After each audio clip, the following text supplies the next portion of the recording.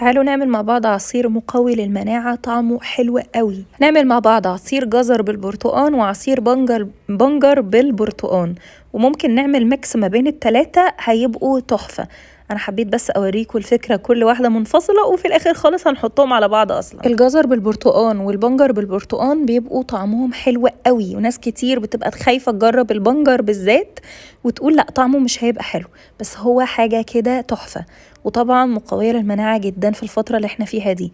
اول حاجة خالص انا جبت حوالي 5 جزرات كبار، حطيتهم في حلة على النار، هنحط عليهم مية، ما تحطوش مية كتير عشان لسه هنحط عليه عصير البرتقال عشان مش عايزينه يبقى خفيف. حطوا السكر اللي انتوا عايزينه، انا حطيت حوالي 6 معالق كبار عشان البرتقال عندي ما كانش مسكر قوي.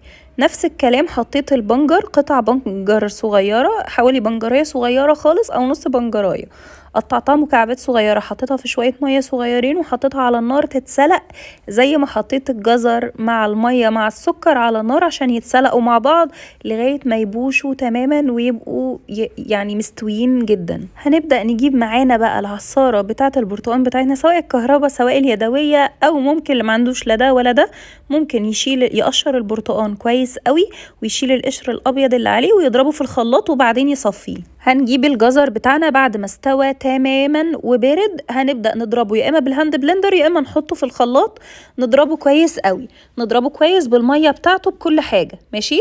وبعدين نبدأ نزود عليه عصير البرتقال بتاعنا. عايزه اقول لكم انا ما بحبش اصفي عصير الجزر بالبرتقال ولا البنجر، اللي عايز يصفيه طبعا دي حاجه ترجع لكم مفيش مشكله، بس انا بحس ان الفوائد والطعم والحلاوه كده بتبقى في الفتافيت والقطع اللي بتبقى فيه. هبدا ازود عصير البرتقال شويه بشويه لغايه ما احط الكميه اللي انا عايزه اعملها، وتحسوا ان القوام بتاعه بقى تحفه. شايفين اللون بتاعه اصلا خطير ازاي؟ هعمل نفس الحكاية مع البنجر، هضرب البنجر بالهاند بلندر او بالخلاط في الخلاط مع البرتقال بتاعي، او ممكن نعمله يعني قطعتين كده، يعني جزئين زي ما انا بعمله دلوقتي. حطيت عصير البنجر لوحده، انا البنجر مش حاطه عليه سكر، وبعدين ببدأ انزل عليه عصير البرتقال شوية بشوية. عايزة اقول لكم بيبقى تحفة، ممكن تعملوا ميكس ما بين التلاتة بقى وبيبقى خطير. الالوان تحفة وكمان الطعم حلو قوي. طعم البنجر مش بيبقى قوي زي ما انتم مفكرين، بس بيبقى فيه طعم كده تحفة بجد بجد، طعمه مميز قوي.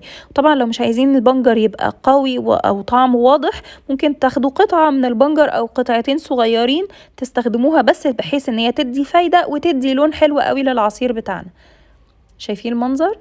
عايزة اقول لكم الالوان بتاعته مبهجة، الولاد كمان بتحبه قوي عشان اللون بتاعه بيبقى بيشجعهم.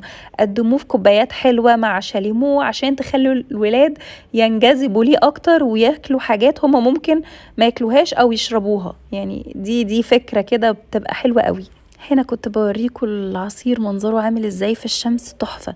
هنا انا عملت ميكس ما بين الاتنين، حبيت اوريكم برضو، وبيبقى طعمه برضو خطير، بيبقى شبه العصير الكوكتيل كده، الالوان فيه بتبقى حلوة جدا. جربوا العصير ده وبجد حلو قوي مفيد. وطبعا ممكن نستخدم برتقان سكري او برتقان بلدي، مفيش مشكلة، الاتنين حلوين قوي.